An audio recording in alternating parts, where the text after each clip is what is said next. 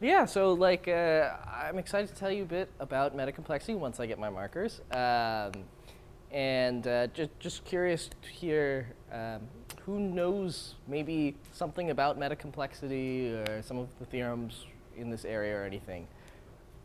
Okay, that's really great because this is really designed for you to know almost nothing about metacomplexity, and I kind of wanted to design a course where whether you're going to be interested in metacomplexity or not, it'll be pretty self-contained, and hopefully I'll introduce you to a bunch of interesting tools in theoretical computer science. So I didn't try and like do as much metacomplexity as possible. I tried to do a couple different things that will be useful to you. So I have a nice diagram which I was hoping to write on the whiteboard, but we're going to see we're going to see a little bit of Fourier analysis. We're going to see this Goldreich-Levin theorem. Then we're going to somewhat get into error-correcting codes. Then we're going to use these tools to create like these pseudo-random generators, and none of that has anything to do with metacomplexity. Well, okay, it has a lot to do with metacomplexity, as you'll see, but all those things should be interesting, independent of whether it's about metacomplexity or not, and then we'll see how you apply these things to prove interesting theorems in metacomplexity. Things like worst case to average case reductions and trying to eliminate heuristica is kind of like the goal for this course. Yeah. Oh, I think my marker delivery just arrived. Awesome. Thank you very much. Thank you. I didn't test them, but they came out of this. Okay, so I might need your marker eventually. We'll see if it. All right, great. We got the. Okay, yeah. So maybe I'll just write this little outline for your analysis. Second moment method. So these are things that I'm hoping to talk about today. Second moment method. Goldreich-Levin. So just by a show of hands, who here has seen this thing called Goldreich-Levin? Okay, a lot of you, maybe like half the audience has seen this thing called Goldreich-Levin. I'm going to tell you, like, there's a couple different proofs of this thing, and I want to tell you a little bit about both proofs. I want to tell you a little bit about both proofs because I really like the way that it sets up, the way that it sets up different areas of theoretical computer science and different tools. So that's what we'll see. This is going to lead to error-correcting codes. So you had an option of choosing this session or error-correcting codes, and you'll get to see. You need more markers? I actually have an arsenal now, but I mean, it doesn't hurt. Good. We're going to see error-corrected codes, and okay, there'll be more stuff that I'll tell you about later. That's when we'll get to the metacomplexity, but hopefully we'll get some large subset of this today. But okay, let me start off by telling you a little bit about metacomplexity. So metacomplexity is a bit of a nebulous term. It's an evolving term. There is a couple different definitions. I would define metacomplexity. Metacomplexity, if you ask me, which might be different from how other people define it, is the study of computational problems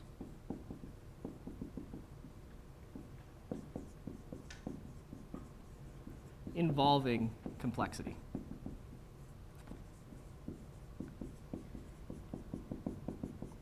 And I'm going to give you a few examples of this in a bit.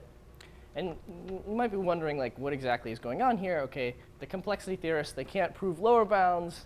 Now they've turned the problem of proving lower bounds into a problem, and they can't solve that either. Like, what's going on here? Have they gone crazy? Like, what?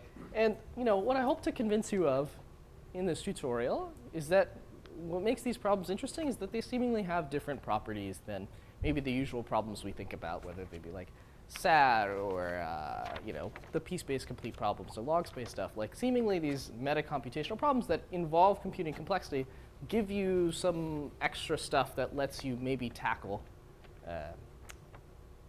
additional questions in complexity theory. So let's see some examples. So there's going to be two main examples. The first example, maybe the more famous example, is this thing called the minimum circuit size problem.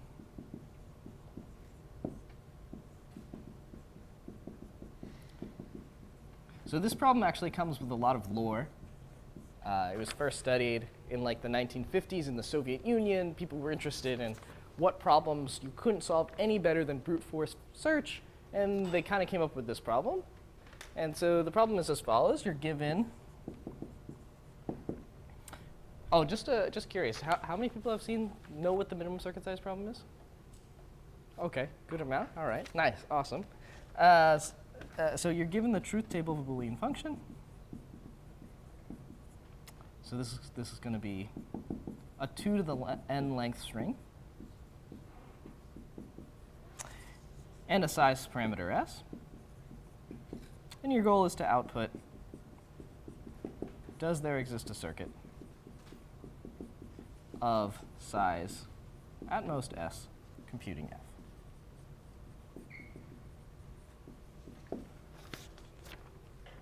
Okay, any questions about this definition? Hopefully. Can anybody spot something unclear here? Oh, yeah. What are the gates in the circuit? Yeah, great. So you'll notice that I didn't specify the type of circuits. You could imagine this problem over any type of circuits that you want. And in fact, for the most part, like if you choose like a complete basis or something like that, most of the theory we have applies from one set of gates to another set of gates. So it doesn't really matter if you choose and or not or NAND or something like that. You'll get, our theory is mostly equivalent. Our theorems that we can prove are mostly the same, but we don't actually know whether they are equivalent, which is kind of strange. Oh yeah, you look confused. Is there something? Is it that the? I'm thinking about the Levin complexities. You have to, Okay. Don't think about that yet.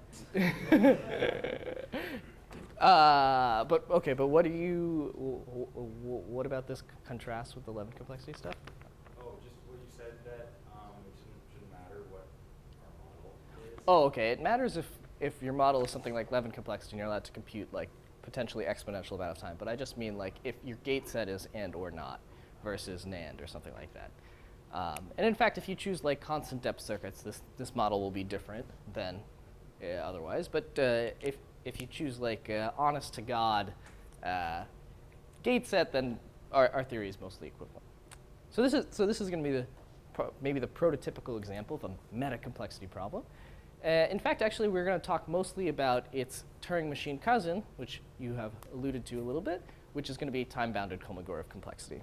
So who here has heard the words Kolmogorov complexity before? All right, great, fantastic, because we love Kolmogorov complexity. So this is our second example. Time-bounded Kolmogorov complexity.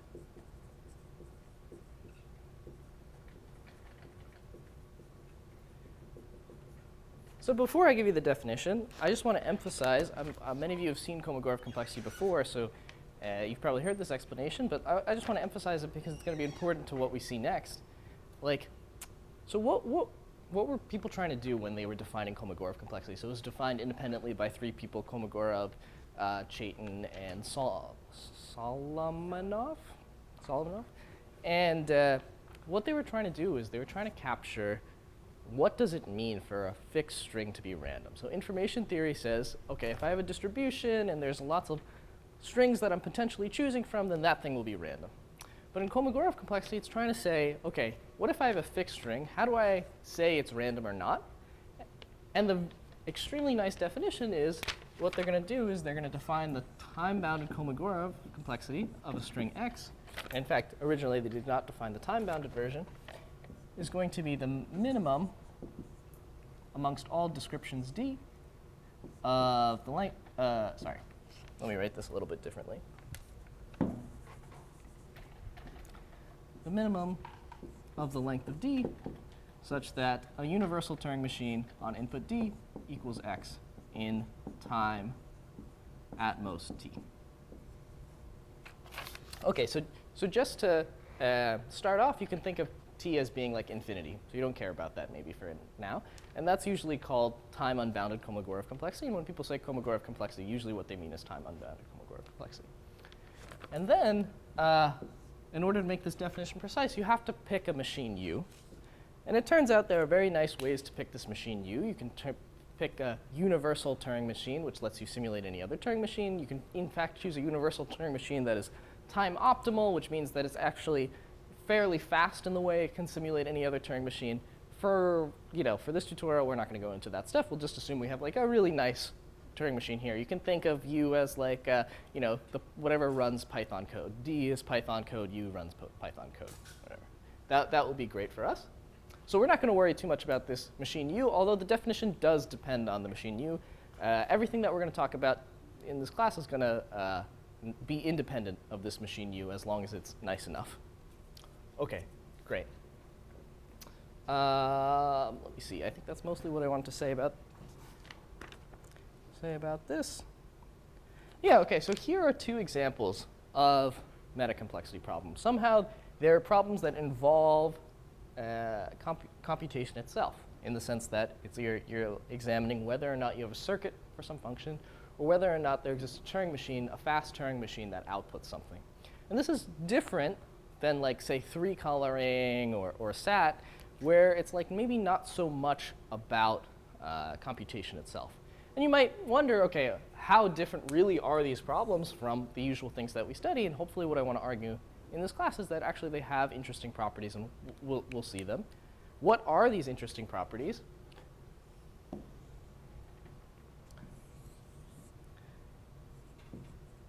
So we're not going to see all of these properties. So I just want to tell you some things about all the properties that we won't see. OK, circuit complexity. So it turns out that these kind of unusual properties of these problems make them amenable to saying statements about other areas of theoretical computer science. So for example, in learning theory, you're interested in, given access to some examples, can you learn a specific function?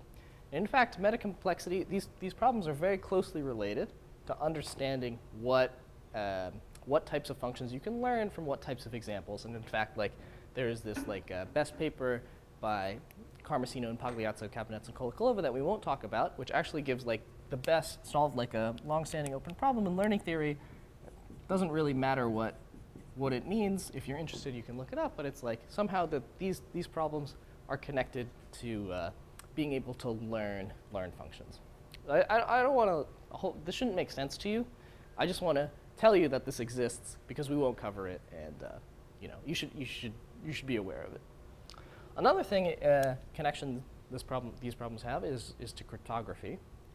So in cryptography, you're interested in what functionalities can I do that are secure against computationally bounded adversaries. So for example, if I want to communicate a message to you and have an eavesdropper not intercept our messages, it turns out that the theory of cryptography isn't as nicely connected with complexity theory as we would like.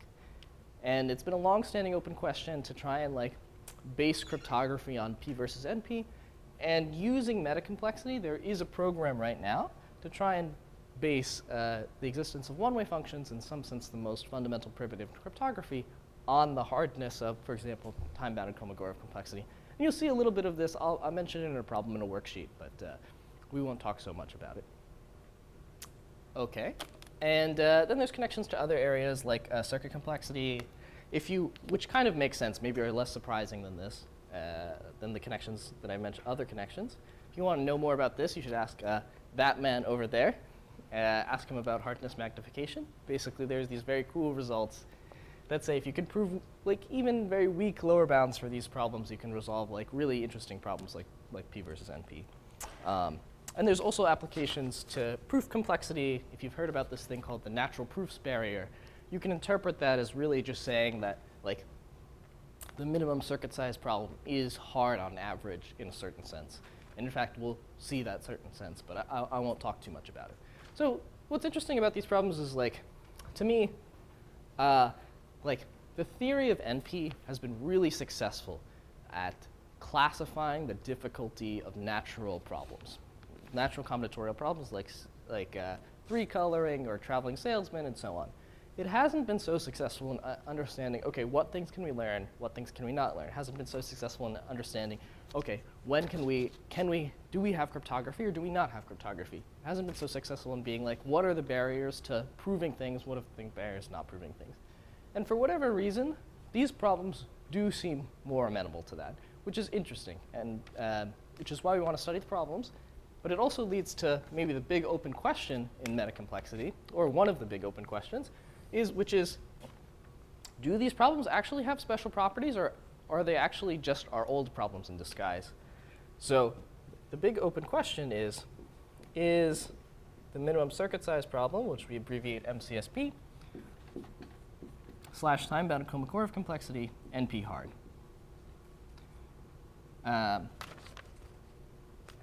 What this would mean is that, like, actually all of these seemingly special properties are actually properties of SAT. Maybe you have to work really hard to show that they're special properties of SAT, but they are going to be special properties of SAT. And we'll talk about this kind of more in our third lecture. We'll talk about. So the focus of this workshop is actually going to be on one connection that I haven't mentioned so far, which is to average case complexity.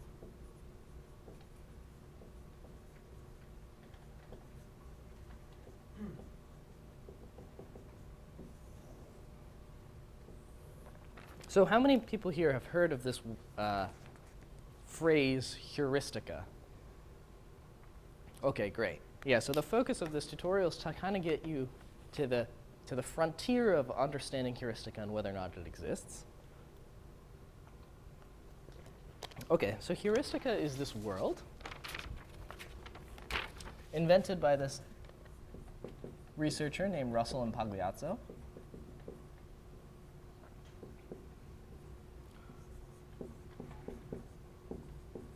It's a world where P is not equal to NP.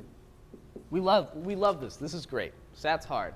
That's a great thing. SAT's hard, but it's hard in the worst case. But P or okay, let me write it differently. But SAT is easy on average. Okay, and what do I mean by on average? I'll have to, oh great, thanks. What do I mean by on average? Okay, I'm going to tell you. But roughly what this world is saying is that, okay, we have this great theory of worst case complexity. We have this holy grail, which is try to prove P not equal to NP.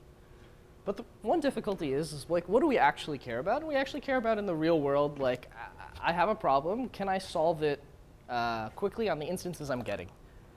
And heuristica is this world where, okay, in the theory world, we know that these problems are hard in the worst case. But somehow you can never produce a hard instance. There are actually just algorithms that work on almost any instance you can produce. And to define that, of course, you need to define what's on average. But it's a kind of embarrassing frontier question for complexity theory, because it's like, even if we resolve our hopes and dreams, which we are so far from resolving, we can't answer a basic question that you'd want to understand. And it turns out, what we're going to learn about in this tutorial is that there's an approach to using metacomplexity to rule out this world of heuristica. So the hope is, is that one of you, this is one of you, know heuristica. And hopefully you can use metacomplexity to do this. Okay. So now let me actually give you like a formal definition of heuristica, because that'll require defining what it means for a problem to be hard on average. Actually, I'm just curious, for someone who hasn't seen this before, maybe if you're bold and willing to say something, what might you guess hard on average means? Because actually there's a couple different ways to define this. Not all of them are known to be equivalent, and I'm just curious. Yeah, you.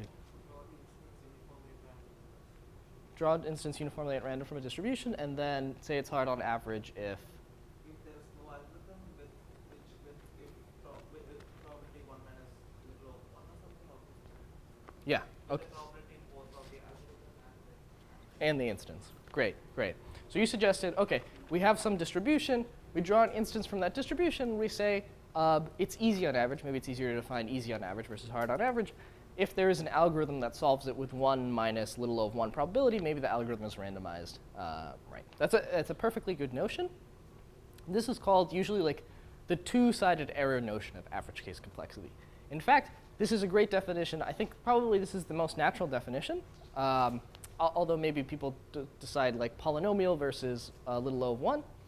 This is not the definition we'll talk about in this class, mostly because we can't understand it yet. It's too hard for us to understand. Instead, we're going to talk about a different notion, which is usually called zero-sided error. Sided average case easiness.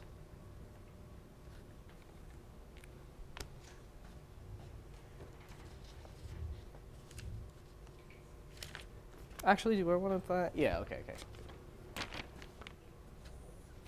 Okay, so we say a task pi d. So here pi is going to be a problem. You can think of it as SAT, minimum circuit size problem, whatever. This is going to be a distribution. And I'm going to give it kind of like a sampling parameter. You'll see where the sampling parameter comes in a second. We say that this task is easy on average if for every constant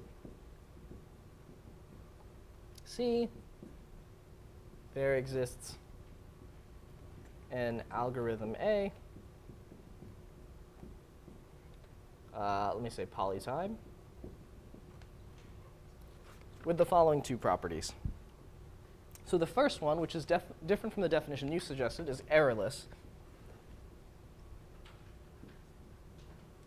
What does that mean? It means that like the algorithm, if it ever outputs 0, 1, that implies that it gets the right answer. So I'm going to imagine this algorithm. It takes as input some bits, and it can output, instead of just 0, 1, it can also output question mark. It can just say, I don't know. And what I'm going to require from it is I'm going to say, whenever it gives me an answer, I want it to be correct, which is just this errorless thing. Of course, as I've defined it so far, every language is easy on average. Why is that? Can anybody say? You just always output question mark. OK, so this notion so far is not interesting. How would you fix that? Exactly, great, exactly. So now we'll say mostly successful.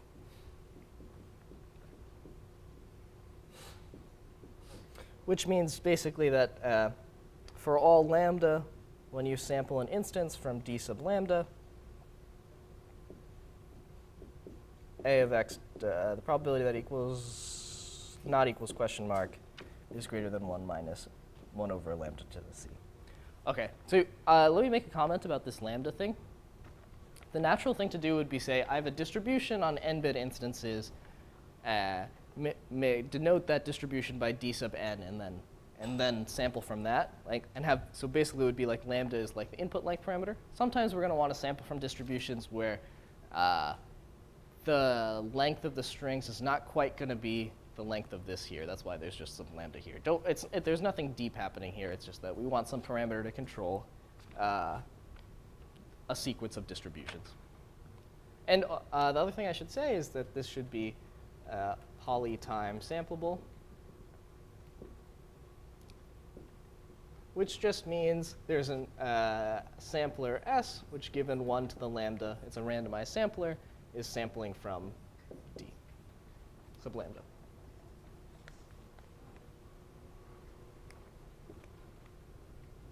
Are there questions? There looks like there's some confusion. Yeah. Can you tell us what the pi and the d lambda are? Oh, yeah, good. So this is just some problem. So you can think of this as SAT or minimum circuit size problem. Pi just is Greek capital P. So Think of it as a language. yeah, you can think of it as a language. Although we'll also consider it promise problems too. So And what is d lambda? and so d lambda is some polytime sampleable distribution. So you could think of it as just the code for the sampler S. It's a polynomial time Turing machine. It takes as input, and then on input 1 to the lambda, it'll spit out a string. Does that make sense? What's it for? Oh, because we want some distribution on strings, right? Like if we're saying something's easy on average, we need some distribution to talk about average. So this is saying we have some distribution we can sample from, and it's easy, or sorry, we're saying that on this distribution of inputs, we can basically succeed with probability 1 minus 1 over lambda to the c. So for example, it doesn't have to be all of the strings, all the binary strings like that. It could be just a, like a certain subset of them. Yep, could be a certain subset of them. Yeah, great. Yeah. Okay, good. I said that this algorithm A has to be polynomial time. It'll be polynomial in its input. So yeah, okay. There's a couple ways you could make this definition. You could require that the algorithm here. You could require that the algorithm runs in poly lambda time. You could do that. What I'm going to do is I'm going to require that this algorithm runs in time polynomial in its input. The length of the string is going to the output by the distribution is at most poly lambda. So then they're basically the same. I mean, you could. There's also this case where maybe the distribution outputs like really short strings. We're just not going to worry about that. Can you go ahead and give me what What this lambda does, you could think of this lambda as like, okay, so the natural distribution is the uniform distribution on n-bit strings. There, lambda was going to be equal to n. So it's just like we just want a sequence of distributions. We don't necessarily want to call it n because maybe we'll sample distributions that the output length is not n. Or maybe it's going to be length n squared or something like that. Yeah. Why are we only interested in the case where S is polytime sampleable? Do we want A to be able to run it, or is there some other reason why it's not interesting for the exponential? Like just It's interesting. I guess it's this is maybe the distribution in some sense. Like if you're viewing this abstractly, you're saying, okay, is it even possible to efficiently sample an instance that's hard of SAT? And if you encode efficiently by polynomial time, then maybe this is the natural definition you come. But the other settings you're mentioning are also interesting, maybe just not. Yeah. Great. Yeah. Yeah. Let's say it's randomized, but yeah, it's whatever favorite class of computation. Quantum could be quantum. Yeah. For us, we're just gonna care about randomized non-quantum. But yeah. Okay, great. This is great. Any more questions? Yeah. So we said that this algorithm, so for any constant, we can make an algorithm that's errorless and mostly successful. Yeah. Why would that intuitively make it easy? Good. Well, it's not going to make it easy. Like, the higher this constant c is, the harder this gets, right? What I'm saying is we want our notion of hardness to be, okay, there's some distribution such that with polynomial probability, I'll come up with a hard instance. So that's like, it's saying, well, with probability 1 over n to the c for some constant c. So when we're talking about easiness, then we want to say, okay, no matter how hard I make it, the problem's still easy. You could also in fact, actually in this tutorial, we're going to set like c equal to 2. So, but then I would have to say, why is the c equal to 2? So. But great. So this is a definition of average case. One second. This is a definition of average case easiness/hardness. There are many definitions of average case easiness/hardness. Unfortunately, the fact of the matter is complexity theory doesn't understand them so well. But this one, we're hoping to maybe answer this question for, the eliminate heuristic for. Yeah, great. What was your question? What if instead you just strip the fact that A must run in all the time? Mm-hmm. It is completely errorless, and then you just take the average of the running time on the random input string. What does that give you? Is that related or? Okay, so you could make a definition like this. In fact, like when you talk about two-sided error hardness, they do make a definition like this. For now, we can talk about it afterwards. Sure. But yeah. For now, this is maybe the cleanest definition we can use. Okay, great. This is great. Are there any more questions? Okay. So before I go further, and so one of the two main goals in this class. One is to show the following theorem by Hirahara.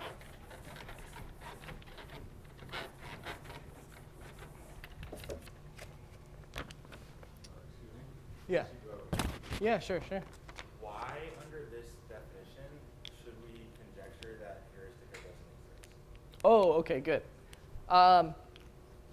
So for example, there are these objects in cryptography called one-way functions, which basically says, for example, multiplication, for instance. We believe that if you multiply two numbers, x and y, you'll get a number z.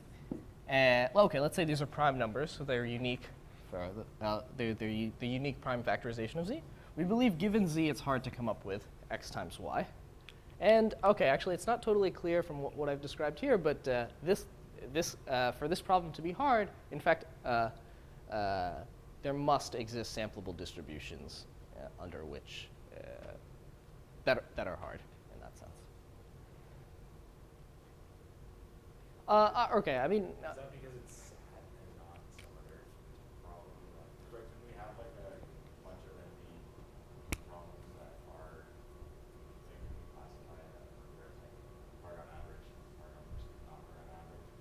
Okay. Could be the case that, is it because SAT is so general that we can say factoring? Oh, okay, yeah. Okay, maybe I should take a step back. You asked, why should we believe heuristica doesn't exist? The real answer is this. We don't know average case algorithms for SAT. That's the real answer. So we believe that it's consistent with what our current computational knowledge is that these problems are hard. Like, there are distributions on SAT instances that no one knows how to solve in two-sided error case, let alone the zero error case. So yeah, I guess that's probably the right way to answer your question. I would ignore it. Maybe this was too far down the weeds. But I mean, okay, maybe some people believe that SAT is not hard on average in this sense. In that case, like you'd break all of crypto, for example. So. That would be because this version of average is like strong in some sense. Even if you broke it in the two-sided error regime, then it turns out you'd break crypto. But this way, you definitely break crypto, because what you would say is your SAT instance would be literally like, can you decrypt this message? Then your distribution will literally be the Okay, good. Any other questions? Okay, so what I want to, or one of the goals in this class is to reach this kind of breakthrough result of Hirahara, which said that Hirahara 18, which says that time-bounded Kolmogorov complexity has a worst case to average case reduction. I'm not even going to define what this means because we'll see it later in the class. I just want to kind of wave my hands at it. It basically says like, oh, if computing time-bounded Kolmogorov complexity is hard in the worst case setting, then it also has to be hard in this zero error average case setting. And why is that interesting? So in particular, a corollary of this is if time-bounded Kolmogorov complexity is NP hard, heuristica doesn't exist. I guess not heuristica. Okay. And maybe I'll just say a quick word about how you prove this. The point is, if time-bounded Kolmogorov complexity is NP hard, then you can reduce SAT to time-bounded Kolmogorov complexity. If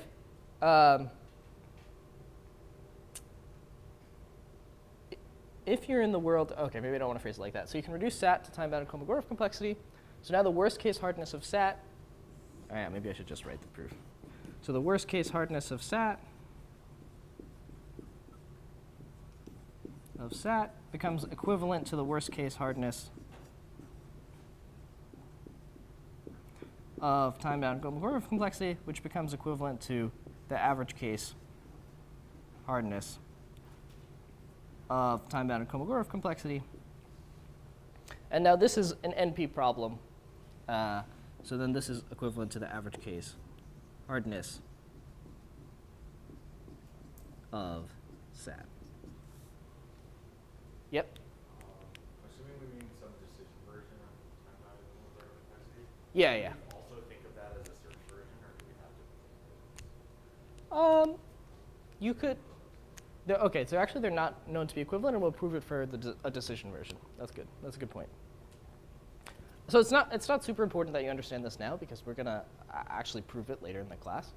But what I want to convey to you now is that metacomplexity allows us to get this kind of interesting property that time-bounded Kolmogorov complexity has a worst case to average case reduction, whatever that means.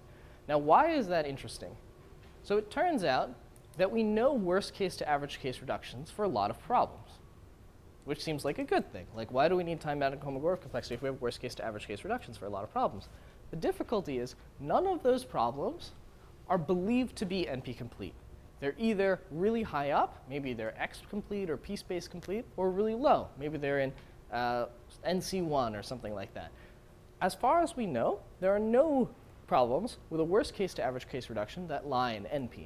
And in fact, there are impossibility results, which say things like, oh, there's no problem with a black box, whatever that means, worst case to average case reduction, that could be NP complete. But metacomplexity, what in Hirahara's result, actually gives a non-black box, whatever that means, worst case to average case reduction for time-bounded Kolmogorov complexity. And it really illustrates kind of like the specialness of these metacomplexity problems, that they have interesting properties that you can try and exploit. And so what I want to do first, before we get into kind of like more technical meat, is I just want to give you like a proof of concept. Like, you might wonder, okay, why does metacomplexity enable you to get a worst case to average case reduction, enable you to do something that we don't know for any other candidate NP complete problems? And I'm going to show you a proof of concept that I believe is kind of gets at least some of the ideas in Hirahara's results and can be explained in like maybe a paragraph or something like that. And the point is it will kind of point us towards some of the technical tools that we're going to introduce later. Okay. So here is going to be our proof of concept. So I'm going to prove a theorem that is really silly. I'm going to prove a theorem that like actually is completely trivial and has okay, maybe not completely trivial, but it has like a really simple proof if you actually want to prove it. But I don't actually want to prove it. I just want to illustrate ideas that will come up here. So here's the theorem that I want to prove. Okay, let me make sure I state this correctly. If computing, I'm going to define this in a second, but don't worry about it yet. If computing time-unbounded Kolmogorov complexity is easy on average, then it is easy in the worst case.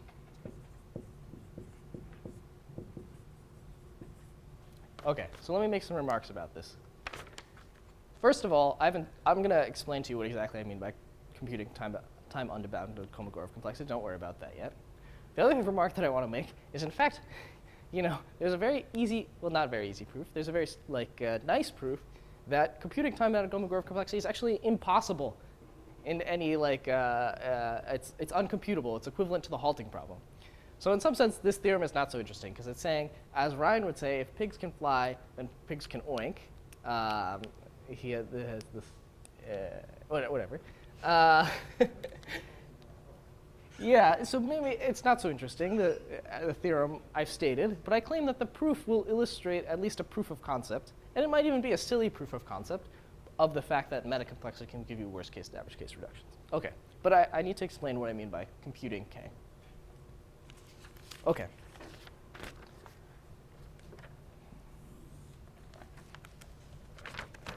So the first thing that we're going to need is the following fact, which isn't too hard to prove. And the fact is that the time-bounded Kolmogorov complexity of X is going to be at most X plus some constant when T is, okay, I'll say for some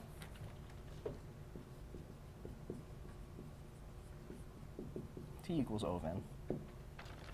This is just saying the time-bounded Kolmogorov complexity of string with like maybe a linear amount of time is going to be at most the length of x plus a constant.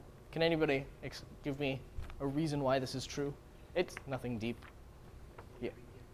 Yeah, exactly. So the proof is going to be like if you imagine U is like the Python code, it's literally going to be print. The code is going to be print x. And this thing is going to, print is some constant number of letters, thank God. Then you get this fact. So this is a very simple statement about Kolmogorov complexity. And in some sense, if you view Kolmogorov complexity as saying, oh, how hard is it to describe a string? Well, you could always describe a string by just saying what the string is. So that's what this is saying. Oh, I guess I can just... Can you guys see it up there? Okay, great. Oh, I guess I want to use this one. Okay, and then here is another kind of relatively simple statement about Kolmogorov complexity.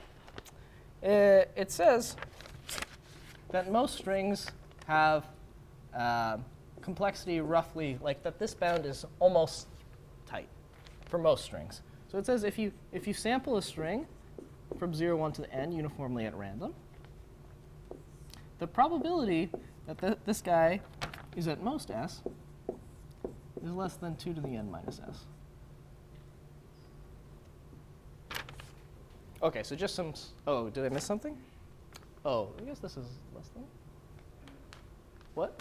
I think you want to get rid of the n. Probability. The probability, I want to get rid of the n. The right-hand side is greater than Oh my gosh, yeah. This should be s minus n. S minus n, good. Yeah, that's true. Yeah, you can't follow me too much. Okay, good. Yeah. So this is saying, like, for most strings, okay, let's plug in some values here. So let's plug in s equals n. So when you plug in s equals n, you get that the probability that k of x is less than x is at most 2 to the n minus n, which is equal to 2 to the 0, which is equal to 1. So this means that this probability is less than 1. So that means that there exists a string with complexity exactly n.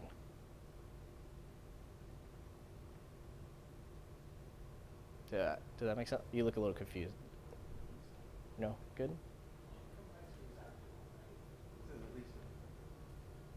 Oh, sorry. Yeah, good. Complexity at least n. Not necessarily exactly. Good. Okay, so this is saying, okay, there's at least one string. This is not a very strong bound, because it's saying that there's at least one string. And if you actually roll it out, it'll be 1. But if let's say s equal to n minus 1, then this is like the same probability. But now if this was n minus 1, this is going to be at least like at most 1/2. So this is saying like half of the strings have complexity n minus 1. Complexity at least n minus 1. Oh, sorry, do you have a question? Because the number of programs must be greater than the number of strings. Oh, okay, you're trying to prove. Yeah, exactly. So the proof, yeah, you got the proof. The proof is exactly as you're saying. It's just a counting argument. It's saying, okay, well, how many strings are there? Or, how many descriptions are there in this definition, which have length at most s? Well, it's going to be like 1 plus 2 plus ... plus 2 to the s minus 1, because if it's of length at most s, it has to be s minus 1.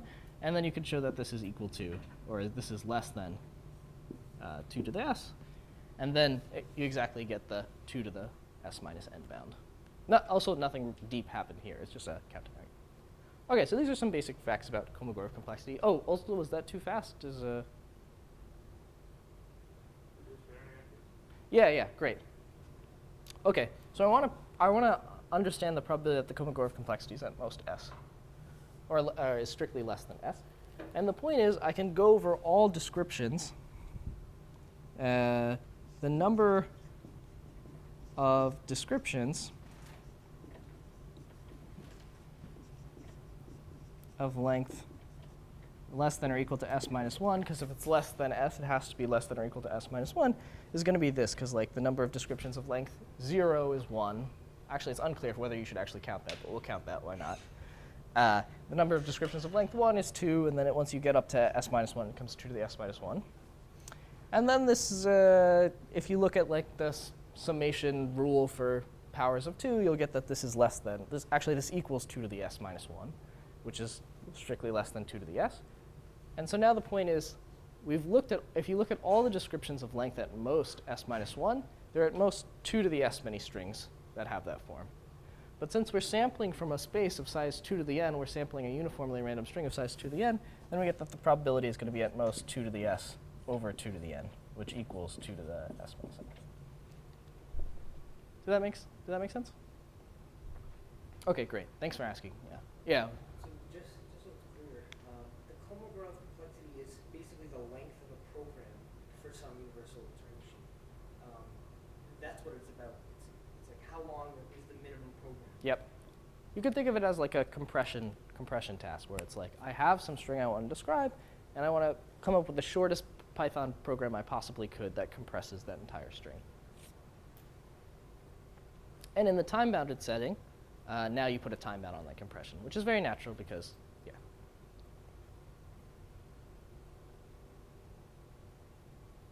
Okay, great. Any other questions?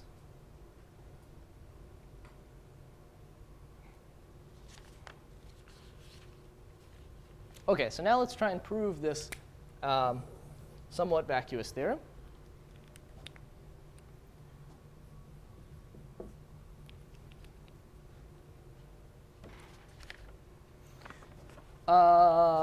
Oh, actually, I have to make one more definition. I have to define what computing k is. So let's say that a string x in 0, 1 to the n is k random, or Kolmogorov random, if the Kolmogorov complexity of x is at least n minus 1. This is saying that, OK, there's basically no shorter way to describe this string than the string itself. Let's just call that a random string.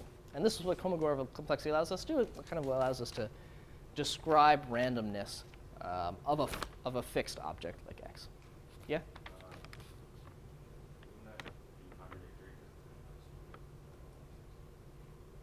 Because it's n minus.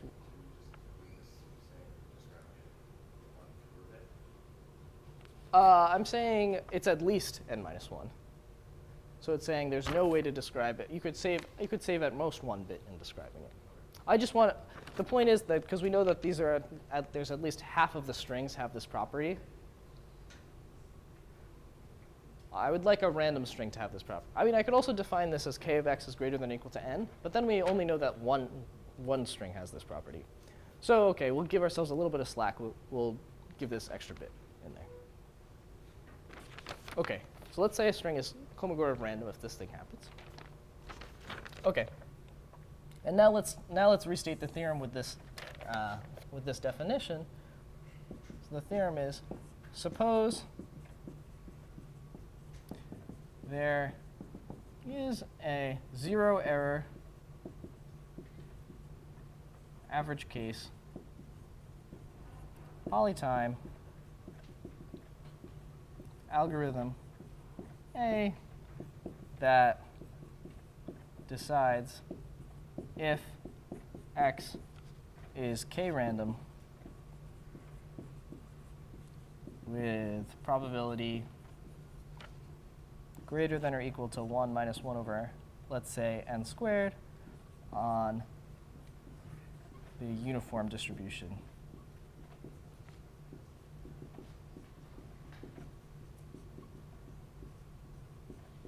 over x.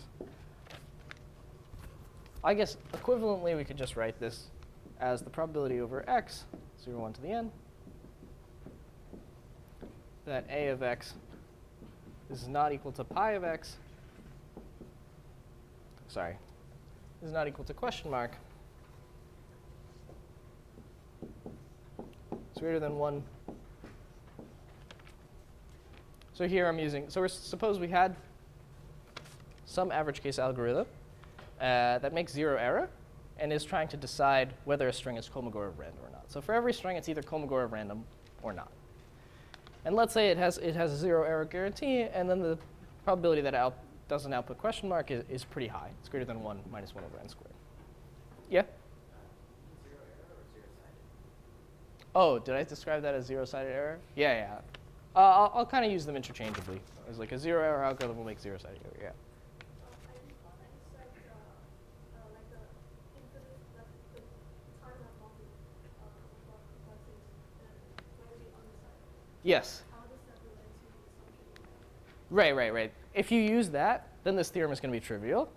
What I want to show you is I want to show you a proof that will give you some intuition as to why, when you apply a time bound, you might get a worst case to average case reduction. Yeah. So this theorem in itself is actually, the statement is not interesting. What's interesting is the proof.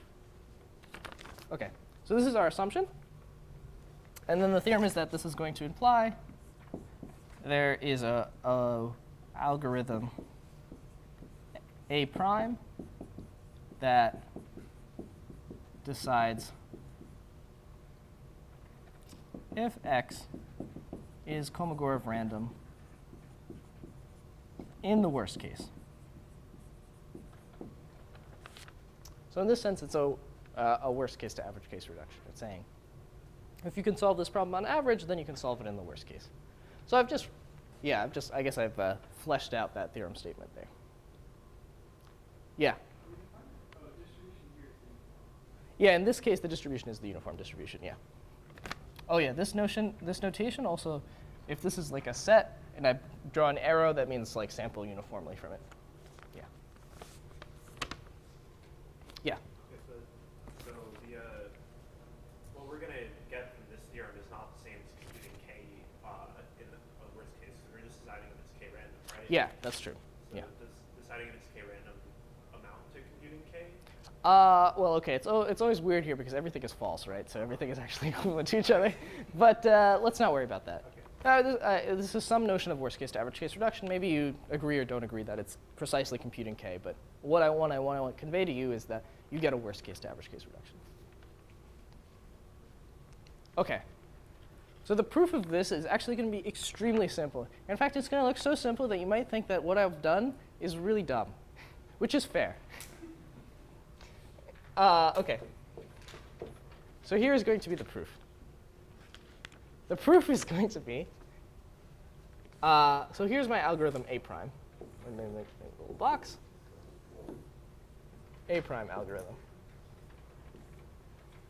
So you're given some string x in 0, 1 to the n. Say x is k random if A prime says x is k random. Oh, sorry, if A says x is k random. So we have these two algorithms. The first one is our average case solver. And now we're creating this new algorithm A prime. And the algorithm A prime really isn't that different from A.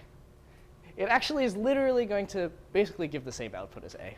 It's going to say, take a string x, and it's just going to say that x is k random if A says x is k random. So just to be clear here, A can output either, it can either say random, k random, it could say not k random, or it could say question mark. So here we're mapping this to random, and these guys to not random. The algorithm is super simple.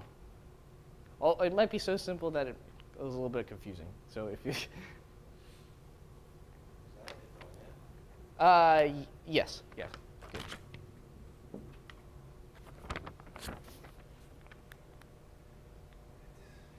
OK, so let me prove this to you. All right, now I need to prove that A prime is a worst case solver for this. OK, fix some x. In 0, 1 to the n. If it is not k random, then we're good. The point is, if it's not k random, because this is a 0 error algorithm, it's either going to say question mark or not. So in that case, we're completely good. OK, in the other case, if it says k random, this is not quite the other case. I'm going to split into 3 cases. If it says it's k random, then we're also good. We're also good. So the only part we have to worry about is the question mark part. And so here is the key claim. If a of x equals question mark, then the time-bounded Kolmogorov complexity of x is going to be at most, okay, let me make this n minus 2 log n or something like that. So it is not k-random. Okay, so this is my claim. My claim is, okay, we have 3 cases. Either it says random, in which case we're good, because we know it's random.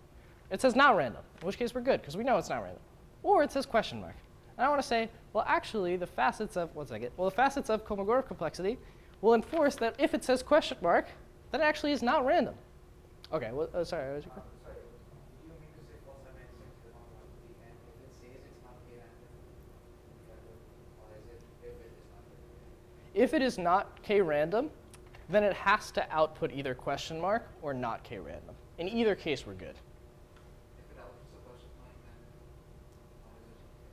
how is it okay? Oh, here it's if the actual string is not k-random. Oh, okay. Did that make sense? Okay. Yeah, it's if the actual string is not k-random, then but the zero error guarantee forces you to be in these 2 conditions. In either way, algorithm A prime works. Now we have to, now the case analysis is a little asymmetric here because I'm actually what I've done is in this claim eliminates the 3rd case. Yeah.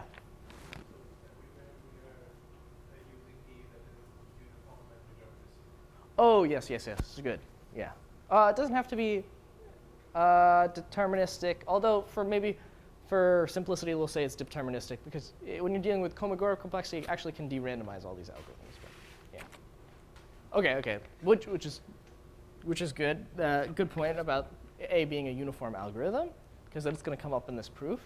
And the proof is this. A outputs question mark on, at most, 1 over n squared times, oh, okay, maybe I'll make this, all right, whatever, I'll worry about it later.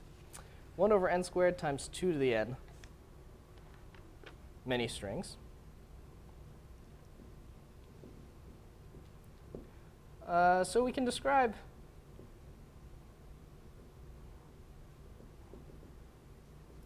x with roughly log of this bits. Because we just specify its index in this set. And what I've done is what I meant to do is I meant to set 2 to be a sufficiently large constant. We can choose this to be any constant here. So let's make this C. And when you do this, then if you set C sufficiently large, you'll get a bound like this, which, I guess maybe I should actually write this. So this log of 2 to the n over n squared becomes n minus, or let me make this n to the C, n minus C log n. And you'll have to pay, some logarithmic terms in order to specify which set you're indexing into and stuff like that. But when C is sufficiently large, this will give a bound like this. Okay, I don't want to be super formal here because this is a vacuous theorem, but the intuition of this hopefully is clear. So the idea here is that when a string is random, kind of the one sentence intuition of these worst case to average case reductions is that when a string is Kolmogorov random, and in this case it's actually time unbounded Kolmogorov random, but eventually we'll get to the time bounded case. When it is Kolmogorov random, then it looks like, even to an average case algorithm, as a random string. And so then the average case algorithm should work on it because its input is a random string. Its input is guaranteed to kind of look like a random string. And in fact, this is what this claim is encoding. It's saying like, well, on any string that outputs question mark, that's not a very random looking string because the algorithm A is supposed to work on a random string. And because of that, it's not k-random, and then this algorithm A prime works. I think you had your hand raised first. Yeah. So, but here's a 90 that is randomized, but does not seem to fit into this group. Like 1 n to the 100 probability, if it flips some coins, and with this very small probability, just outputs one for any output. If that makes sense. Oh, you're trying to handle the randomized case when there's a randomized A. Then I see an exception. As in, I can think of a randomized A. Yeah. Which at least this group doesn't seem to work. Okay, so the point is, well, it depends how you define random. Well, we can talk about this afterwards, maybe. Yeah. So can you maybe walk, I guess I'll ask the question, but then maybe can you walk us through that last part of the group? Oh, yeah, sure. The question is, so we're kind of saying, let's use the descriptions that are n minus c log n to encode the question mark strings. Yep, yep. But like, what about the not random strings? Right? Don't we also need some boxes, encodings for those that might be short? Oh, okay. So what I'm saying is when the algorithm outputs question mark, we have a short description. Do you agree with that or no? Or are you asking for how you get that short? If you maybe have used up all our short descriptions on not x-random strings. Or, okay, I'm giving you a description when it's in question mark, right? I'm giving you the description, which is there's this set, which is all the strings which this algorithm outputs question mark on. That set is not too large, and then I can specify its index in that set. Do you agree that that description should exist? It's okay if not. So, okay, so we're trying to fix a Turing machine here. We're trying to decide have a Turing machine that will give us. Yeah, so we want to build an algorithm A prime that decides in the worst case whether a string is k-random or not. Okay, we have the code for that machine here. And now I need to argue that the code is correct. So we have this average case algorithm A, right? Now it either outputs question mark random or not random. All this claim is when it doesn't output question mark, we have the right answer, so we're good. The point is that whenever it outputs question mark, it must have output question mark on strings that are not random, because there are very few strings on which it outputs question mark. And those few strings will have, because there are so few strings, I can always describe that string as its index in the set of strings that outputs question mark on.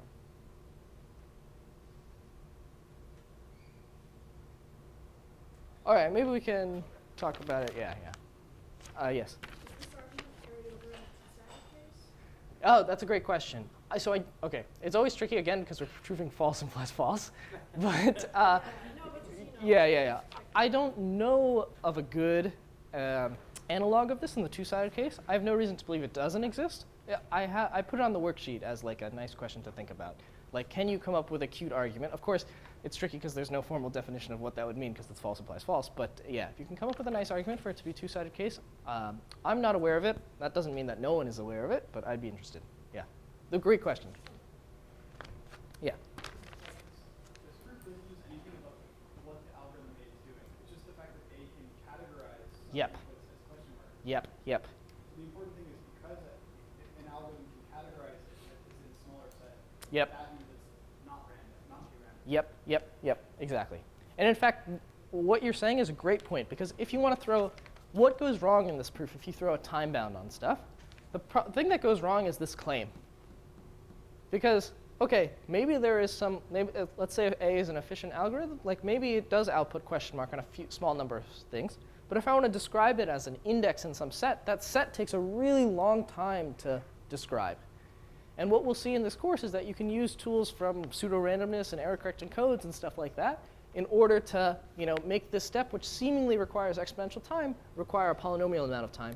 And then you're going to get this worst case to average case reduction for time-bounded Kolmogorov complexity. Great, yes? Do you have a high-level description on how you deal with randomizing? Oh, okay. It depends what you mean by randomized, but for Kolmogorov complexity itself, it could actually just like, well,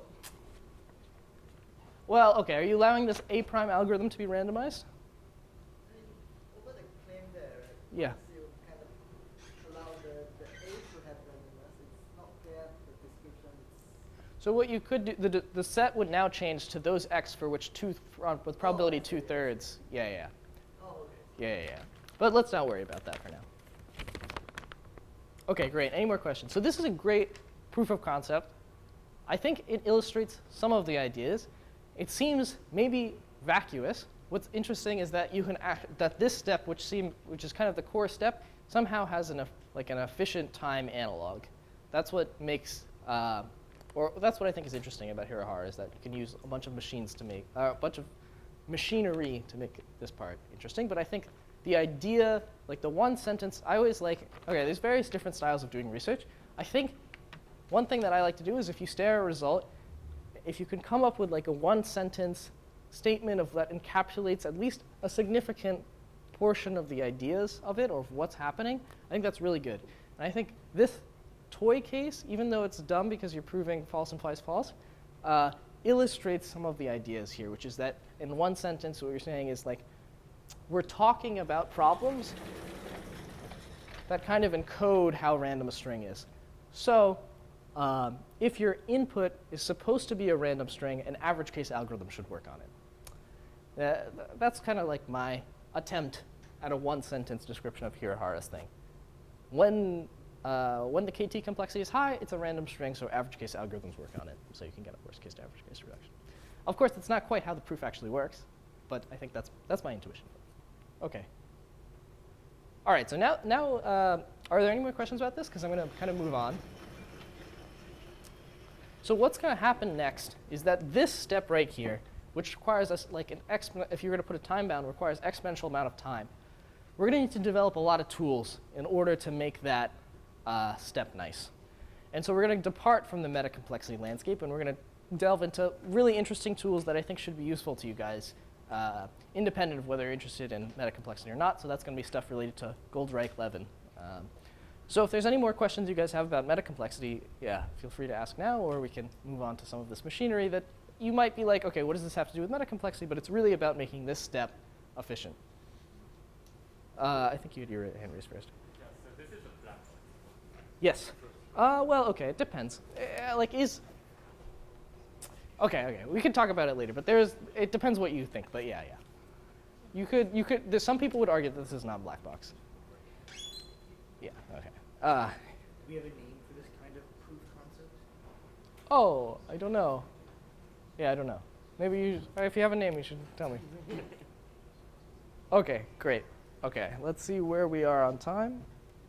11.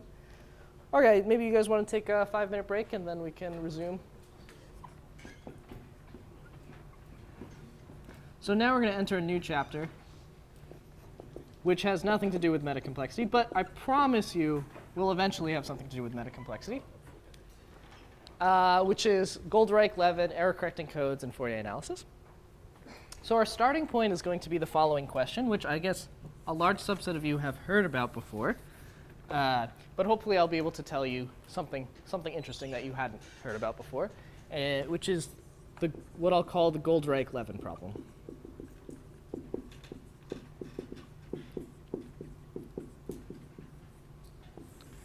So in this problem, you are given access to an oracle O.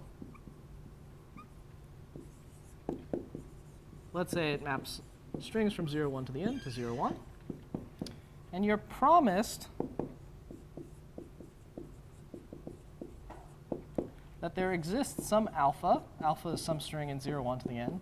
You'll see why. I'm using Greek letters for some things and non-Greek letters for other things. It'll become clear later why. Such that the probability over R that O of R is equal to, this is going to denote inner product, alpha R. I'm going to define this in a second, but it's the usual inner product. Here, let me raise this a little bit. Is greater than or equal to 1/2 plus delta delta is going to be a parameter for us. I'll also talk about that in a second. And your goal is output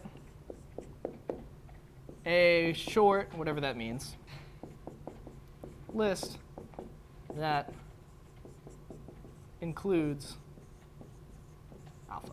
OK, so this is the question. Let me just, there's a couple things in there that I didn't quite define, so let me make sure I define them. So what is this inner product thing? So this is exactly what you expect. If we view these as vectors over 0, 1 to the n, it's going to be like sum over I, alpha I, times Ri mod 2. This is multiplication. OK. Good. Is this more visible, Ryan? Yes. Yes, OK. Yeah? The distribution on R is just uniform. Oh, yeah, good, good. Yeah, exactly, uniform. OK. So, OK, this is inner product. What else was I going to explain to you? Oh, also delta. So we're going to set delta to various things. In fact, we're going to say, I'll come back to that in a second. So we have, to be clear, we have oracle access to this O. So we can make queries to it. Our goal is to come up with a short list, whatever short means. That includes alpha. We want to make as few queries as possible. Ideally, we'd like to run in polynomial time, stuff like that. And we're going to think about O as being chosen at worst case. Worst case. So it's just an arbitrary O that has this guarantee. We don't know anything else about it. Can't assume anything else. And our goal is to output this. OK. So now, just as a warm-up, let's set delta equal to 1/2, which means that this probability is equal to 1.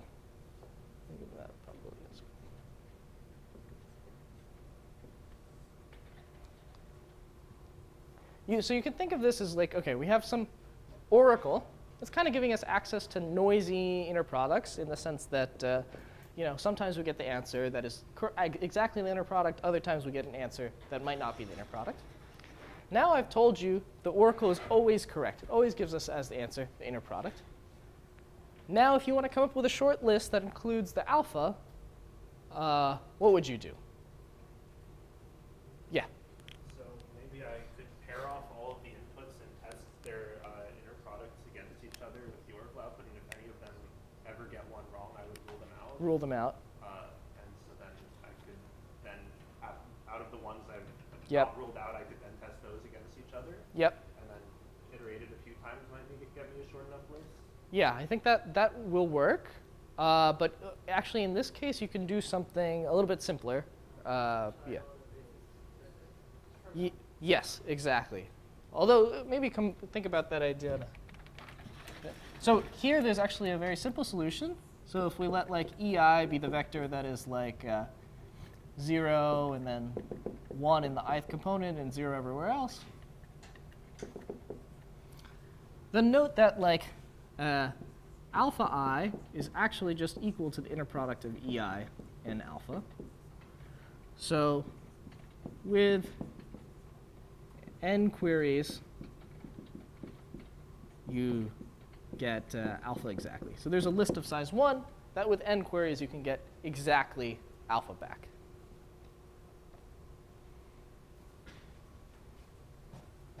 OK, good. Yes?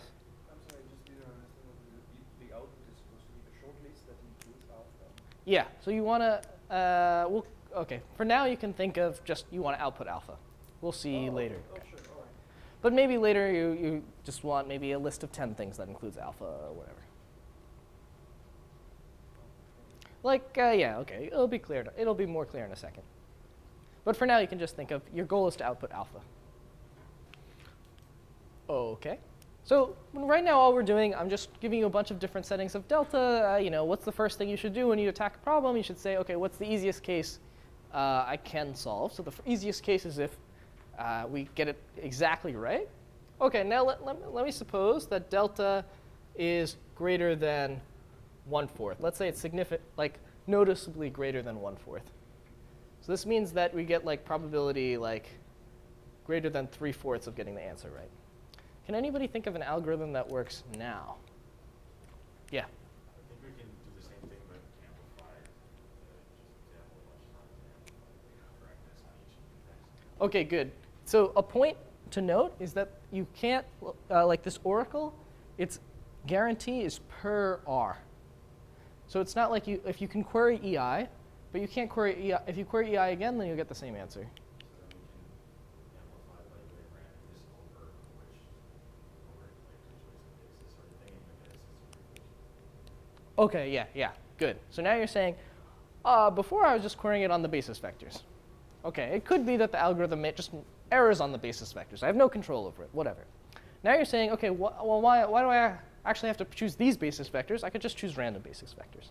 And in fact, that leads to a very nice algorithm. So what you can do is, let's say I want to compute the alpha ith bit. So here's going to be my code for the alpha ith bit. I'm going to pick an R uniformly at random. And then I'm going to note that alpha I should equal EI inner product. Sorry, okay. And then estimate that alpha I is equal to the inner product of, or what the oracle says that the answer is on R, parodied with the oracle on R plus EI. So now the point was, before we were looking at a vector that was 1 in the ith entry. Now what we can do is we can pick a random vector R, and we can parody what the oracle says on R with what the oracle says in O plus EI. So in some sense, what we've done is we've recreated EI as like R and then R plus EI. Those two guys differ in one coordinate. And now the key point is that the inner product function is linear. So in particular, alpha inner product R parity alpha inner product R says E equals alpha inner product EI. So this is some fact. I'll let you stare at it for a few seconds to confirm it's true, but it's just some natural linearity condition. And so the point is, well, if the oracle is, hopefully this guy is equal to the oracle on R, and hopefully this guy is equal to the oracle on R O plus EI. And what you can show is, well, okay, what's my probability of this getting, these two guys being equal to each other? Well, it should be like a little bit greater than 3/4. My chance that they're wrong is like a little bit less than 1/4. Less than 1/4 error here. And then also note that R plus EI is a uniformly random string if you just look at this value here. So this guy also has at most 1/4 error.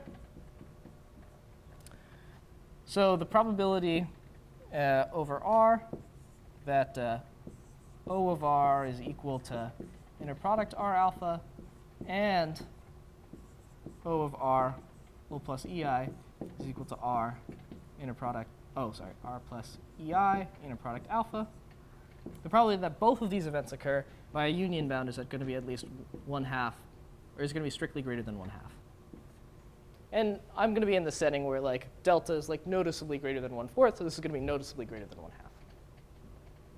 Okay, so just by a union bound, you can get advantage. Let's say this was like 1/2 plus 0.01, if delta was sufficiently larger than 1/4.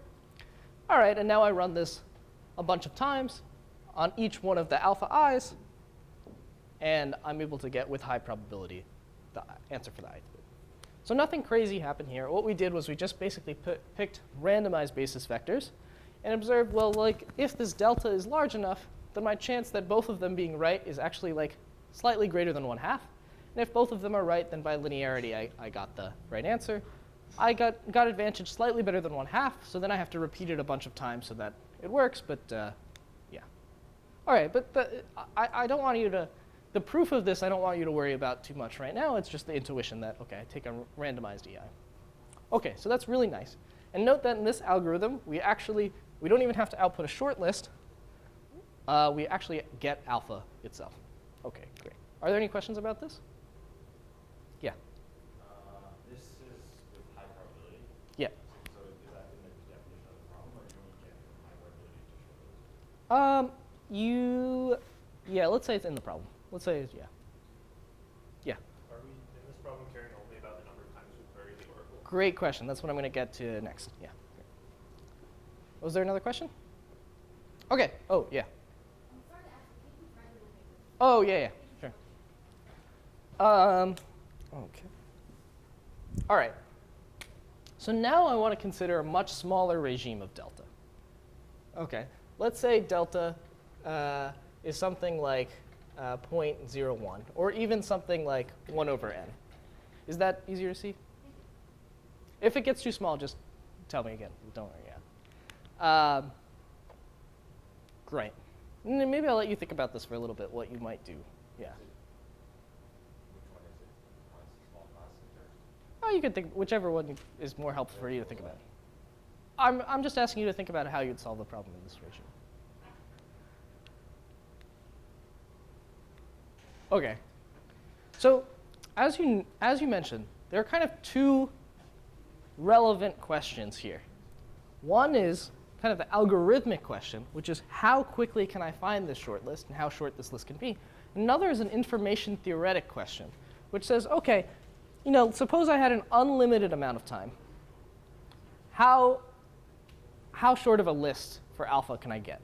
So there's the information theoretic question, and there's the algorithmic question. And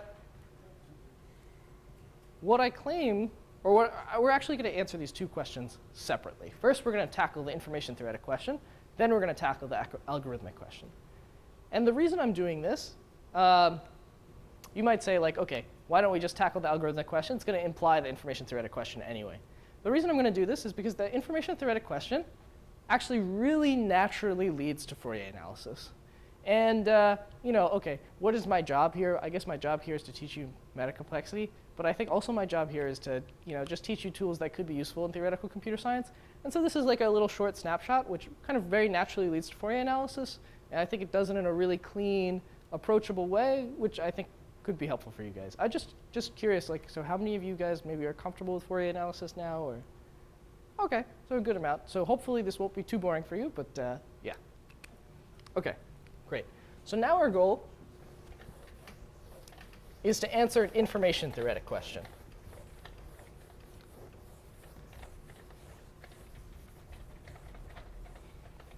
So let me just rewrite this question. So suppose you have a function, 0, 1 to the n, 2, 0, 1. How many alpha can have the probability over r that O of r is equal to alpha r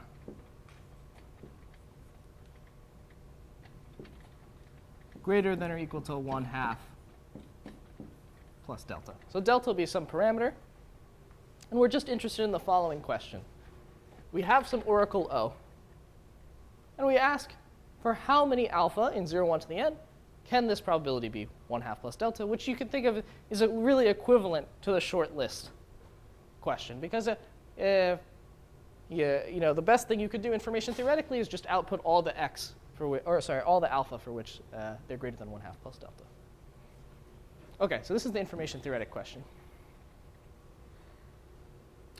So I claim what we're going to do is we're going to use Fourier analysis. But I claim that we're going to reduce this. Are you going to ask a question? Oh, just stretching.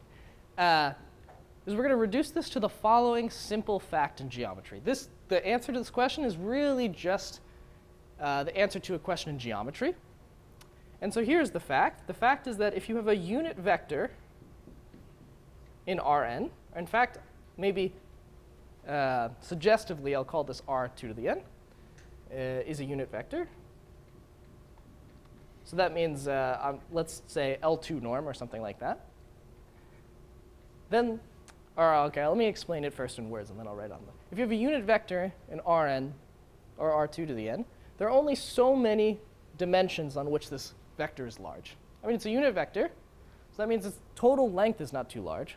And if there are 2 to the n dimensions, like it can't be large on too many of these dimensions.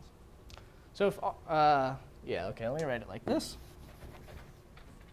If V in R2 to the n has v2 equal to 1, there exists at most 1 over, OK, let me put this O so I don't have to worry about what the right constant is. I guess I have it in my notes.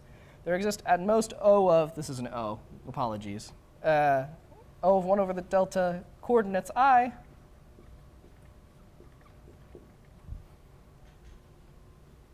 Let me write that over here, such that vi is greater than or equal to, the absolute value of vi is greater than or equal to delta. So hopefully this isn't too hard of a fact in geometry to see. In fact, the algebraic proof of this is very nice. The point is, if you have a bunch of numbers whose squares sum to 1, you know, the number of coordinates which can be at most delta can't be too large. OK, does everybody agree about this fact? And I really want you, in like what proceeds, to really think about this as like a geometric. I mean, you can prove this algebraically. I really want you to think about it as geometric. I want you to have in your mind this vector in 2 to the n-dimensional space. And I think it's going to very naturally lead to Fourier analysis, and it'll give you a better picture of what's actually happening in Fourier analysis, hopefully. OK. All right, so this is the fact that we want to reduce the information theoretic version of Goldreich-Levin to. OK. Good. So I'm going to cheat a bit. I told you that you could go, if you start from Goldreich-Levin, like even if you don't look at this fact, you'll kind of naturally land on Fourier analysis, and you'll actually develop a little bit of Fourier analysis. I think that's true. I mean, some people would disagree with me. I think that's true, but we're going to do it with this fact in mind. So we're going to cheat a bit. We know we're going to use this fact at the end, so we're going to use that to help us a little bit. And so if we are going to reduce to this fact, what's this vector going to have to be? Like, what would you guess this vector is if we're going to reduce to this fact, noting that it's in 2 to the n dimensions? Yeah.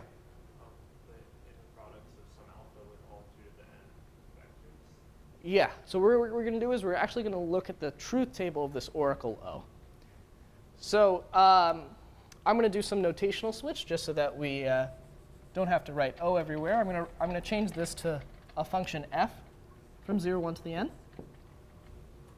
And we note we can view the truth table of f, 0, 1 to the 2 to the n, to 0, 1, as a vector in R 2 to the n via its truth table.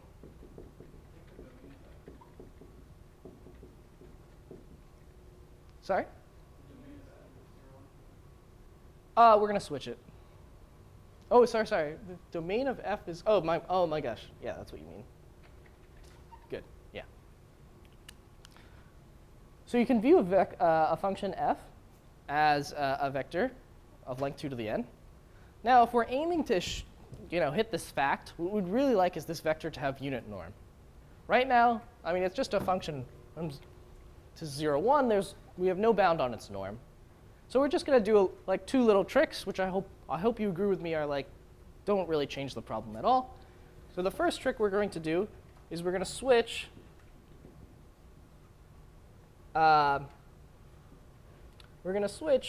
to f of x being valued, have -1, 1 value. So okay, this is a little confusing. This is the old f of x, which is 0, 1 valued. This is the new f of x, which we replace with -1 to the f of x. So all we've done is we've switched the value being 0, 1. So the point is if it was 0 before, then it's going to be 1. If it's 1, it's going to be -1. Just switch the value to be -1, 1. What does this do?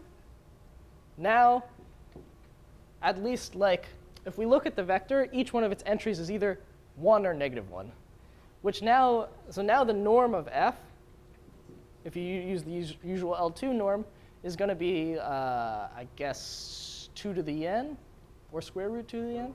Square root of 2 to the n.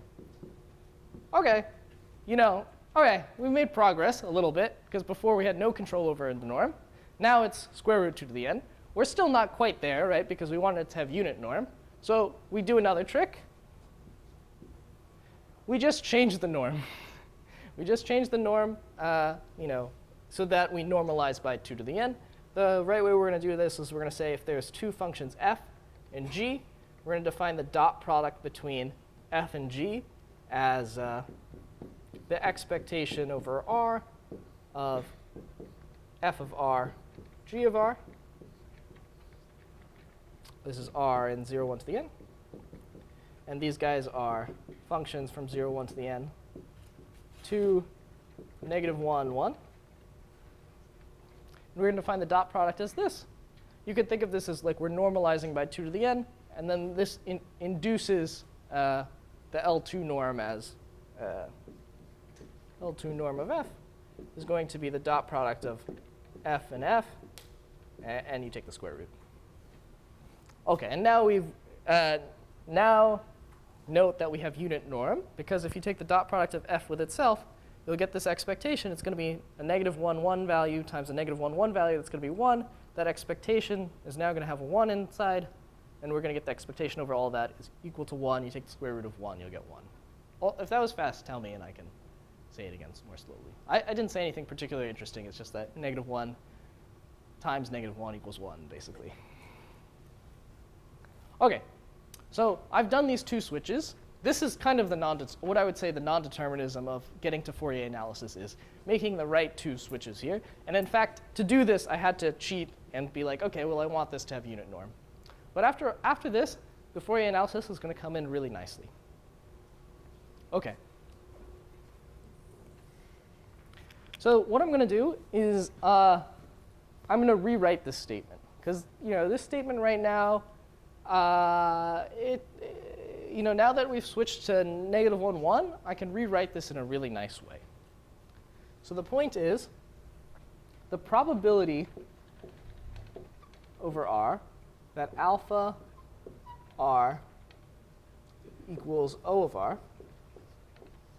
that is equal to the expectation over r that, sorry, it's not equal to. We're going to lose a factor of 2.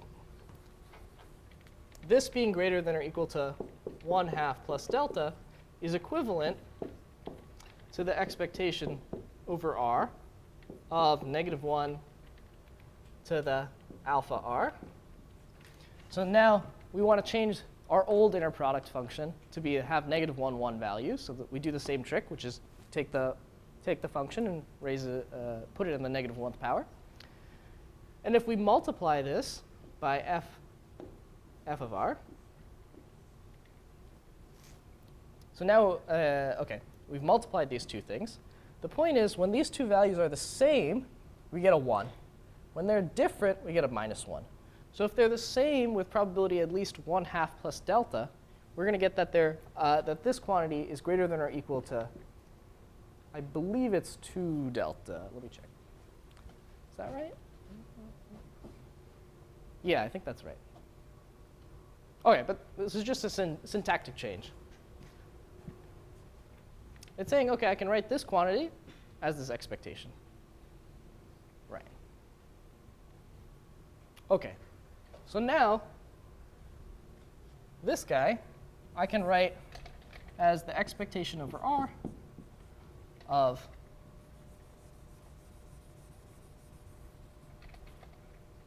f of r negative 1 to the alpha r. So we're saying we're given some arbitrary function f, and we want to understand, and this is going to be 2 delta.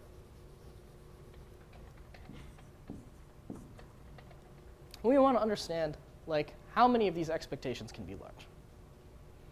Okay, and then by our inner product notation, this is actually equal to f dot inner product, dot this. All right, so we have a bunch of quantities. We want to understand how many of them can be large. What's the natural thing to do? A natural thing to do would be, OK, let's give this a name. Let's give this quantity a name. I'm going to call this f hat of alpha. In fact, this is Fourier coefficient, if you know what Fourier coefficients are. Don't worry about that if you don't know. but it really pops out completely naturally. In Goldreich-Levin, you're specifically studying, and in fact, I mean, this isn't an accident. Goldreich-Levin, well, okay, it's a little bit unclear what depending on how you view the history, but like these functions are chosen because they have really nice properties. And in fact, if you try and do Goldreich-Levin, you're naturally trying to understand how many Fourier coefficients can be large. Okay, so now we've given a name to this quantity, call it f half alpha. It's equal to this guy. And okay, let's see how much time we have. Good.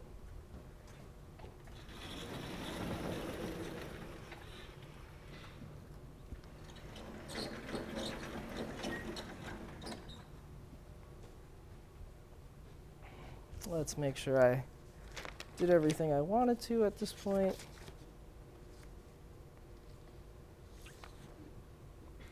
Right. Good. Now we're going to use a basic fact from linear algebra.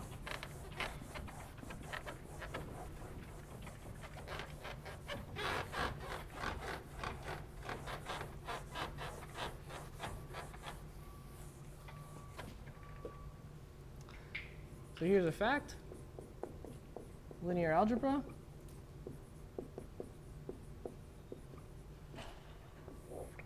So we view R2 to the n as vector space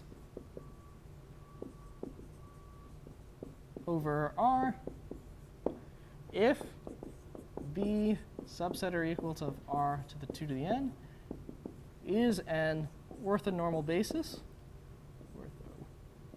Oh boy.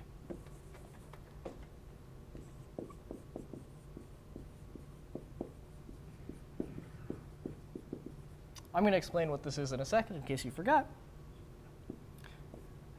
Then every u vector u in R2 to the n is uniquely written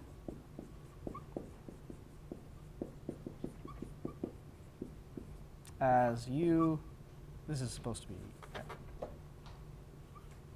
u is equal to the sum over all basis vectors w in the basis of the inner product of u and w times w. Okay, so hopefully this is like a not too crazy of a fact from linear algebra. All I'm saying is if you have an orthonormal basis, I'll tell you what orthonormal is, I'll remind you what orthonormal is in a second, then like everything is very nice. A basis says that you can write everything as a linear combination of, a unique linear combination of the basis vectors. And in particular, if it's orthonormal, you have a very nice form for those basis vectors. Literally, the form of those basis vectors is linear combinations where the coefficients are the inner products between your original vector and the basis. And just as a reminder of what orthonormal means,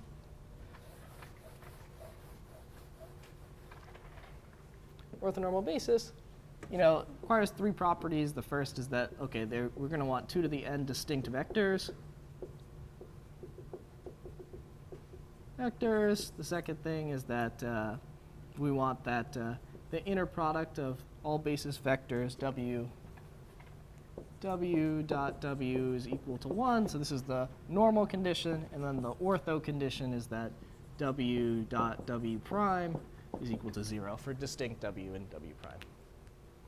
OK, nothing too crazy happened here. Now, in essence, what Fourier analysis really is it's saying, well,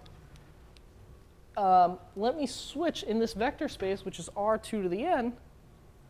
I have a different orthonormal basis than the standard one. The standard one would just be these EI vectors, which is 1 in the ith coordinate. Fourier analysis says, OK, we can use a different set orthonormal basis, which has some really nice properties. So here's a claim. The functions -1 to the alpha. OK, let me call them, these guys. Or OK, let me write it as r, because I've been doing things as a function of r.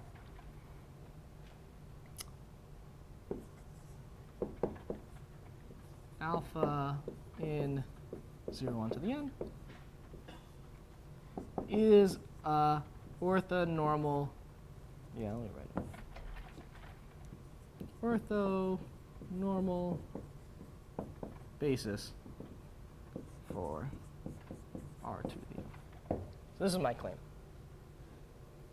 I'm saying literally if you take these functions, which are the -1 to the alpha inner product R functions, you write out their truth tables, they are actually an orthonormal basis.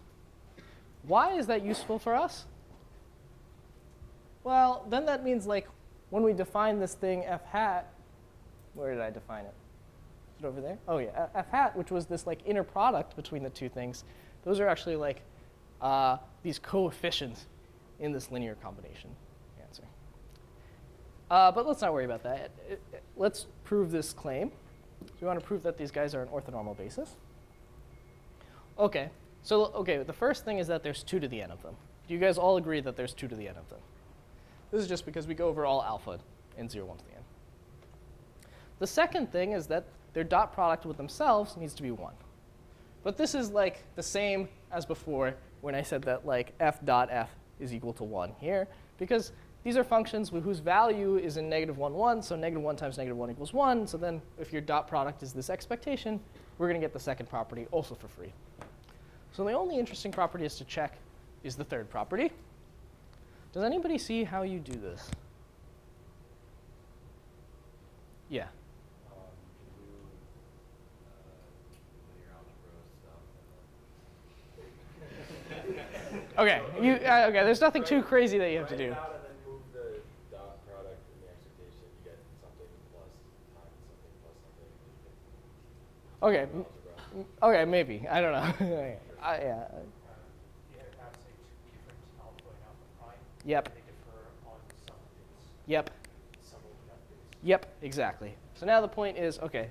So let's say we want to we have some function -1 alpha r and some distinct function -1 alpha prime r. We have that. We want to bound the inner product between these two guys, which is just their expectation. Oh, so this is a prime. The point is that this guy is going to be equal to the expectation of -1 alpha parity alpha prime, comma r.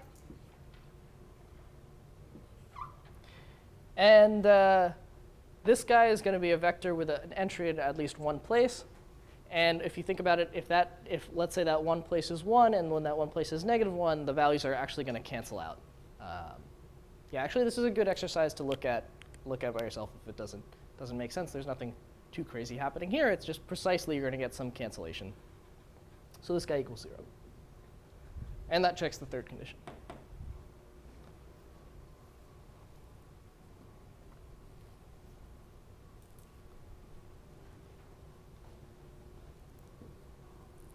Okay, so now we have an orthonormal basis.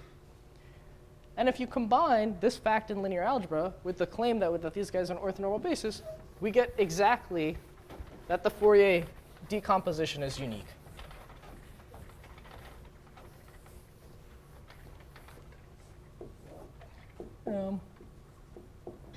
Fourier decomp is that all functions f from 0, 1 to the n to r have unique decomp, which is that f of x is equal to the sum over alpha f hat of alpha times -1 to the alpha x. So the uniqueness is coming from the uniqueness here.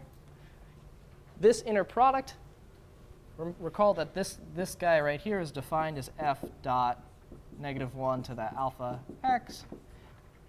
So literally, we've defined the Fourier coefficient so that this is the case, and so we get that we get this theorem, the Fourier position. So this is just it's just a different basis for R to the n. It turns out this basis has really nice properties because somehow like the original basis you might wonder, okay, what's the difference between this basis and the normal basis? Point is the normal basis has kind of support only on one entry, while this guy is kind of like distributed throughout the string. And somehow that gives you some really nice properties that lead to error-corrected codes. So this is somehow just a very nice basis. OK. And so the last thing I want to say about this, look at the time. OK, good. The last thing I want to say about this, and in fact what will pretty much give us the answer to the information theoretic version of Goldreich-Levin,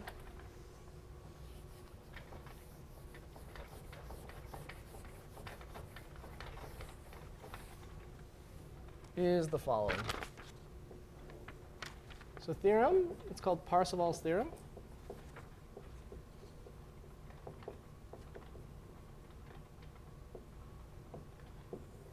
And it just says for all functions f from 0, 1 to the n to negative 1, 1, we have that the sum over alpha in 0, 1 to the n of f hat of alpha squared is equal to 1. So this is saying that these Fourier coefficients, when they're squared, equals 1. And you should think about this in this picture that I've told you in this geometric fact. Oh, did I erase the geometric fact? Oh, no, yeah. You should think about this in the geometric fact as kind of corresponding to this part right here. V squared equals 1. The vector there actually turns out to be the Fourier coefficients, a vector of Fourier coefficients. So we'll prove this in a second. But as a corollary, we get Goldreich-Levin information theoretically.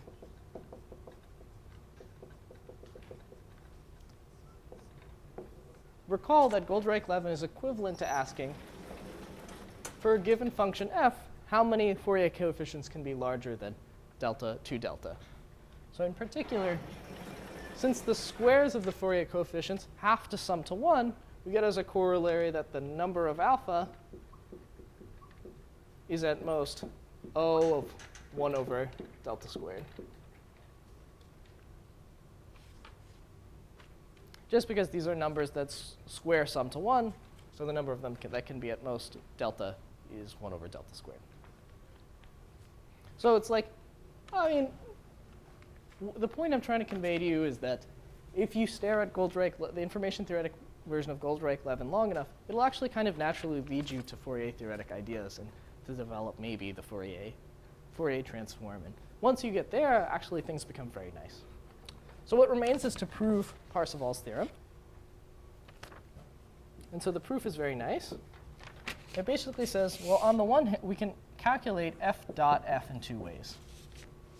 In one way, this is just the expectation over R of f of R times f of R, which is equal to 1. So that gives us the 1 on one side. On the other hand, we could write this expectation using the Fourier decomposition. So now this is going to be the sum over all alpha of f hat alpha negative 1 alpha R times, oh, this is not, put the end parentheses there, sum over all alpha prime f hat alpha prime negative 1 to the alpha prime R. And now precisely because of the orthonormality condition from before, everything's going to cancel out except when this alpha equals this alpha prime. And so then we're just going to get expectation over R of sum over alpha f hat of alpha squared times negative 1 to the alpha R. And now when you take this expectation of over R, you're going to get sum over alpha f hat of alpha squared. So that gives us our two sides of our thing.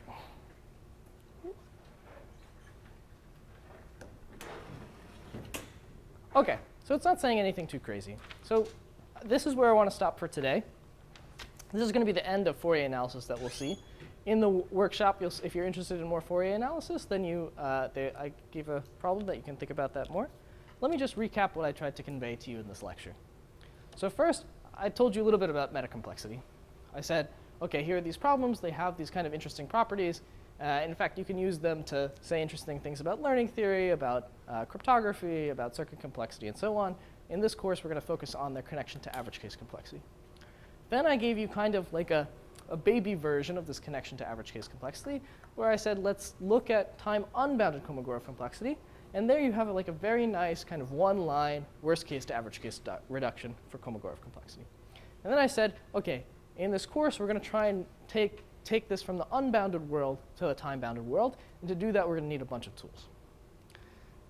Then I said, OK, let's start developing those tools. One of those tools is going to be this involve this Goldreich-Levin question, which we kind of step through and analyze simple cases of, like when delta is large or when delta is small.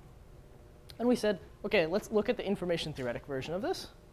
And if you didn't take anything else from the Fourier analysis that we did, all I want to say is that the information theoretic version of Goldreich-Levin is really just, in disguise, a fact in geometry, that a unit vector doesn't have too many large components. And if you think about this and Goldreich-Levin together, that'll kind of naturally lead you to Fourier analysis. And you should have this geometric picture in mind about Fourier analysis as these like vectors in 2 to the n. OK, great. Thank you very much.